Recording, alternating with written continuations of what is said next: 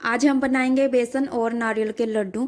बेसन और नारियल के लड्डू इसलिए बनाएंगे क्योंकि भाई दूज के टाइम पे हमारे पास काफ़ी सारे नारियल इकट्ठे हो गए थे और नारियल को वैसे कोई नहीं घर में खाने वाला था, इसलिए मम्मी ने भी बोला था कि इनके लड्डू बना देंगे।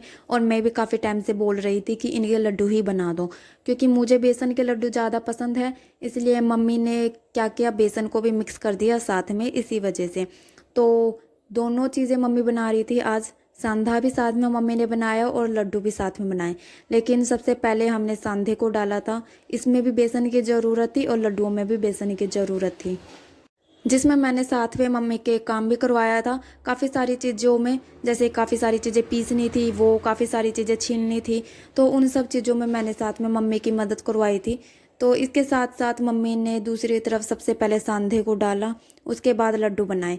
तो मम्मी ने मुझे कहा कि ठीक है, अब तू इन नारियल को जल्दी से काट के सबको पीस के इकट्ठा कर दे। मैंने कहा ठीक है। जब मैं इनको काट के पीसने के लिए रखा तो गलती से मुझसे ढक्कन खुला रह गया और सारे नारियल बाहर की तरफ गिर गए इधर उधर जाके।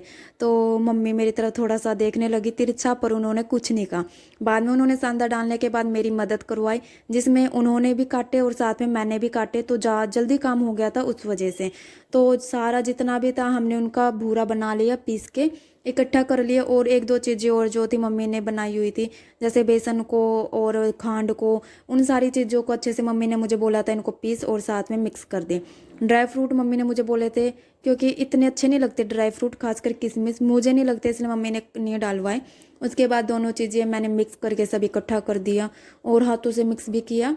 इसके बाद लड्डू बनकर तैयार हो गए, क्योंकि साथ में मैंने भी मम्मी के साथ लड्डुओं को बनवाया था। तो उनको बनवाया मैंने था शायद, इसलिए मैं मम्मी को बार बार कह रही थी कि बहुत ज़्यादा अच्छे बने हैं। क्योंकि जब मैंने इनको खाया तो वो काफ़ी ज़्यादा टेस्टी लग रहे थे, क्योंकि छोटे छोटे से और इसके अलावा घर के बने हुए थे, तो इस वजह से ज़्यादा टेस्टी थे।